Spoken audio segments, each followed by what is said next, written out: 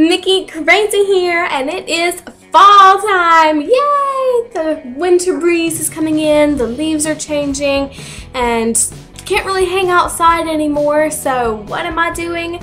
Catching up on my Korean dramas. Oh yeah. If you've seen 15 Things I Love, then you know that one of those things is Korean dramas. I can pretty much say I'm a Korean drama expert. I mean, I haven't seen every single one of them, since that's kind of like impossible, but I've seen quite a few to where I feel like I know a lot about Korean dramas. And one of those things that I know pretty well about them is Korean drama cliches. Yeah, these things show up in just about every single drama, and they're very noticeable, and if you watch a lot of them like I do, then you'll know exactly what I'm talking about. So let's get this started. So number one on this list of cliches is the most obvious cliche of all Korean dramas, and that is the romantic triangle. Yeah. There is always a triangle, and usually it is two boys, one girl. Two guys both in love with one girl. There's sometimes two girls in love with one guy, but the majority of what audiences go for and love and can't stop watching is the two guys falling in love with one girl. Because we all know majority of this audience is a bunch of girls. So we don't care seeing two girls in love with one guy. We all are in love with this one guy. We want to see two guys fighting over this one girl. Seriously, I cannot even think of one drama that does not have this. Seriously, if y'all can think of one drama that does not have a triangle in it somewhere, comment that below, because I want to check that sucker out. The number two cliche on this list is the evil parent slash evil girlfriend or evil boyfriend. Okay, so let's just start with the evil parents here. Let's just face it, there's always going to be a romantic involvement in these shows, and there is usually always an evil parent that is completely against this relationship. There is some reason they're too rich for this person or too good for this person, and this parent is just completely against this person being in their relationship. I think that's one reason why the show Playful Kiss is one of the most popular Korean shows, and that is because the mother in this show, if anything, she has gone completely against all of those cliches, and instead of being the mother who's against him being with this girl, she is all for this girl, and she's like begging him to be with her, and you're just loving this mom because she's so different from every other mom you've seen.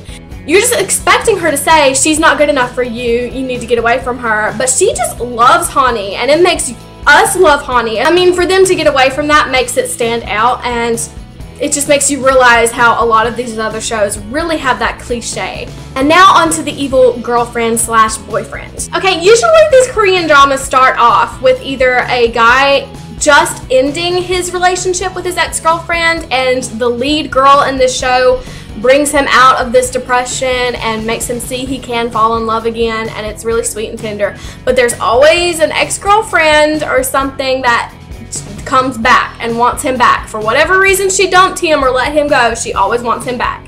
That's how it usually goes down. And some shows really keep it going good, and it keeps you interested, and you really feel for this girl, and you really like wish he would go back to her because you really understand why she left. Like, for instance, the show Fated to Love You, I just got through watching it, and I understood why she left, because it was choosing between him or doing Odette and Swan Lake. And who the freak is going to turn down Odette and Swan Lake? Name one person who's going to choose a guy over being Odette and Swan Lake. Ain't gonna happen. Ain't gonna happen. And for a guy to ask her to choose, that's kind of wrong. Like, this girl has been a ballerina all her life, and Odette is the most dreamed of character that every ballerina wants. There's no way she's gonna turn that down. So I understood her. I understood why she left. A lot of the other girls in other shows are kind of like jerks, and you're kind of like, why were you with her in the first place? But this girl I felt for, and I understood. So these cliches happen a lot. And number three, products. Oh my gosh. A lot of times you feel like these Korean dramas are just one big commercial for their products. Whether it's their cell phones, their cars, their luggage, their clothes. I mean, there's just so many things you can obviously tell they're selling. Buy this, this thing is so cool, buy it. buy it. Seriously, I'm trying to watch this show, not watch you selling your stupid cell phone. If I wanted to buy a cell phone, I would have gotten one already. Your show was not going to convince me any more than I already was. Seriously. That's mostly in Korean dramas. You'll see, especially cell phones. Cell phones are like my number one. I can't stand, because they're always showing off these big, huge phones that's like, and even these girls that are supposedly really poor and can't afford food, but she has this huge phone in her hand talking. It's like, are you freaking kidding me? No. And it's the same phone that this high-end boss has, and it's the exact same one, just like a different cover. It's just so obvious, and it throws people off. And I mean, that's just one cliche I just can't stand. Like, let's let go of these products a bit, people. Number 4, the makeover. Korean dramas are very known for their makeovers. It always happens, whether it's episode 1 or episode 30, it's gonna happen sometime in between. Mostly, we can say this is for girls. Like, it always happens for girls, but sometimes you see the guys having a makeover too, and it's kind of hot seeing them strut their stuff too. But yeah, usually they will go all out to get these girls a good makeover. They'll take off their glasses, they'll fix their hair, they get awesome dresses, their nails. They'll even show in detail them putting on their mascara and wiping on that lipstick, and it's just like all out. And usually they'll have a runaway bride segment where the guy is just sitting there watching her change into these different outfits. And this is one cliche I kind of love. You know, I mean, I'm a girl, and I think every girl kind of loves this, because especially if you've been watching the show for like 16 episodes in and this girl has worn the exact same outfit pretty much the whole time, you're just ready at that point to see this girl look a little different. So you're pretty much begging for it by then, and when it happens, you're pretty much clapping like, thank God, she looks so awesome right here. So yeah, I kind of like that one. Number 5, the money. This is one cliche I have to say I pretty much hate. I hate this cliche. Okay, this is how it generally goes down for Korean dramas, and that is that usually it's a rich guy falling for a poor girl, or a rich girl falling for a poor guy, and everyone loves it. It's again another reason for them to show off their products, how many things this rich person can buy, and how well he takes care of his girl, and how she changes him, but not really. He's a snob, but he gets into her.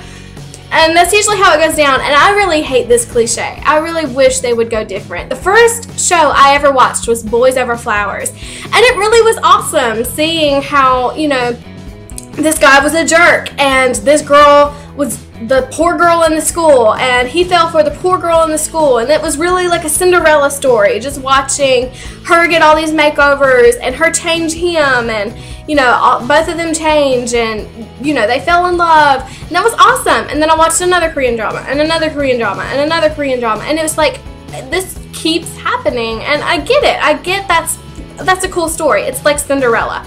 But the thing for me is, why can't two ordinary people just fall in love? I don't think I've ever seen that in any Korean drama, and there might be one out there and I just haven't seen it yet, and I'll probably feel really stupid once I do see it. But if y'all have seen a Korean drama where one of the love interests is not loaded and rich, I would die to see that. So please comment that below, because I really want to see that. I am so sick of seeing this rich guy with this poor girl, and her having to show how strong poor people are, and how, you know, he might have it all but she's happy, and it's just like, yeah, I get that, but why can't, you know, a normal guy fall in love with a normal girl and that be an interesting story? That's what everyone goes through. Why don't they put that on there? Because there's way more that you could do with these love interests besides just making them rich. Alright, well, I think that is going to be it for today. That is my 5 cliches for Korean dramas. There's way more I could do, but I'll save it for another video. If y'all liked this one, then please like, comment, and subscribe for me right there. And don't forget to check out my other videos. I think one of my past rant videos was this one right here on why I just can't date. I can't. Okay, well, I hope y'all liked it, and I'll see y'all next time. Bye, guys.